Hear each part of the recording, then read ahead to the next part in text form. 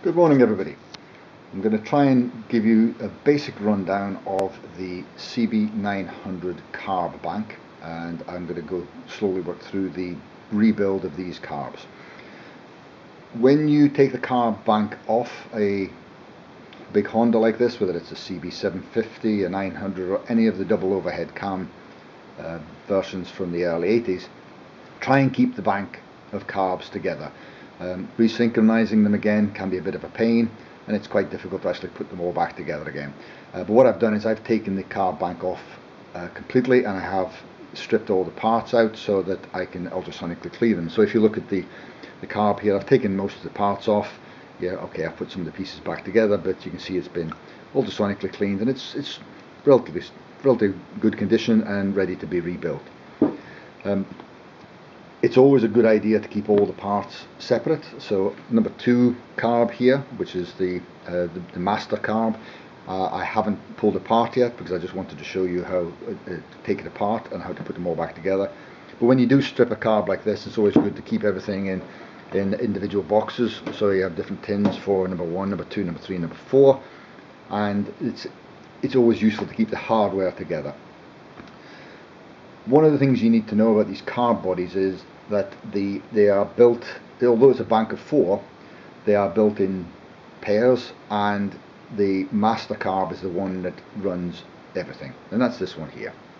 So this device here is the one that has the main throttle linkage on the side. Turn that over. It has the main throttle linkage on the side. It has the clutch, the choke activation unit here, and it also has the accelerator pump at the bottom of it. And so this is the one that drives everything else. So whenever you're setting your bike up, you set up carb number 2 first, and then everything else runs off that. The carbs are fed with fuel from the feed pipe, and the feed pipe fits in between carbs number 1 and not carb number 2. The engine is this side, and the intake is this side, so this is going 1, 2, 3, 4. The fuel comes in, and it comes into number 2 carb, and it obviously goes into number 1 as well.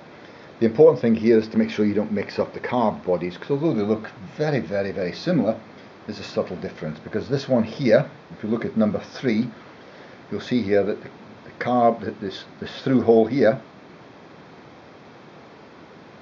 allows fuel to go from number 2 carb to this carb number 3 and on to number 4. Obviously when it gets to number 4, when it comes to here, you don't want the fuel to flow at the other side, so you need to make sure that this is number 4 and this here is number 1. And again, you can see there's no through hole. So you need to get the carb bodies in the right order, or else you're going to be in a bit of difficulty when you actually put fluid into it and you find that it's pouring out to the side and it's not getting to one of the other ones. When you strip the beasts apart, you need to be very careful to make sure you try to keep as many of the components as you can.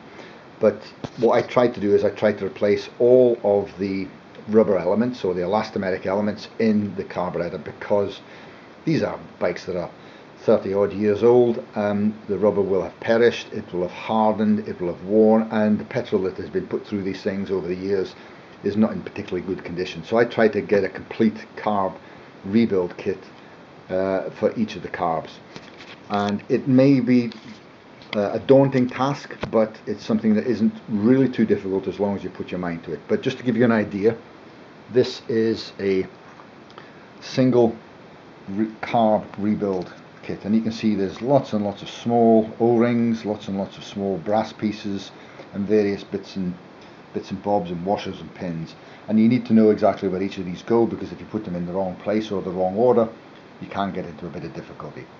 Hopefully by watching this video you won't get into difficulty, and you'll get your lovely shiny carbs back on your lovely shiny bike, and it will run perfectly.